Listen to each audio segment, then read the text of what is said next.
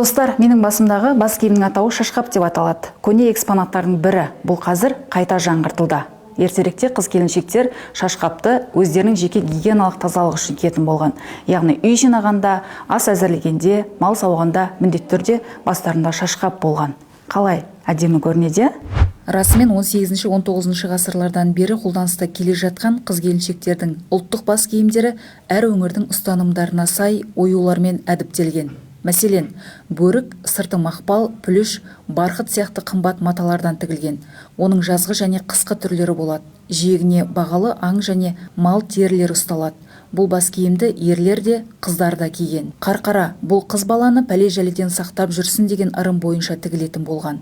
Төбесі биік, қауырсын қадалған қыздардың, жас келіншектердің сәнді бас киімі.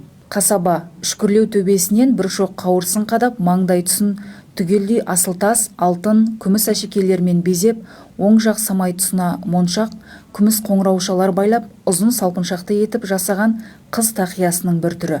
Жырға асыл тастармен, ақық моншақтармен әшекеленіп тігіледі. Орта жастан асқан әйелдер киетін сәнді бас киім.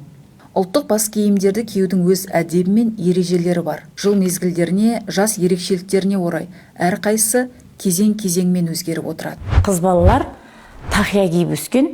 Тақия кию міндетті болмаса да, ол бас киімсіз жүрмей, өйткені өздеріне жарасымды, үкілі кәмшат дейміз ғой. Сол сияқты үкілі тақиялар киіп өскен. Тақиядан кейінгі кезеңі ұзатылу кезеңі қыз балада. Ол кезде өзінің сәукелесін, сол сәукелемен ұзатылғанда қыз жақтың дәулетін көрсететін, сәукеленің соған қарап дәулетінде ерекшелеген. Босанғаннан кейін сәукелені алып орнына кимешек кигізіледі.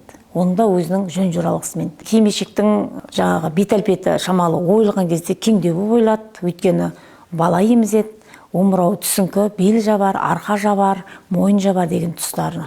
Балалар өсіп, ер жеткенде олардың кимешектердің кестелері, әшекейлері өзгеріп отырады. Кимешектің жиегі ақ болса, ол әжейлер болатын болған. Және қызыл күлгін түсті араласса, олар егде жастағы келіншектер. Қызыл көптеу көмкерілген кимешектер болса, олар жас келіншектер болып өздерінің ерекшеліктерімен киіндіретін болған.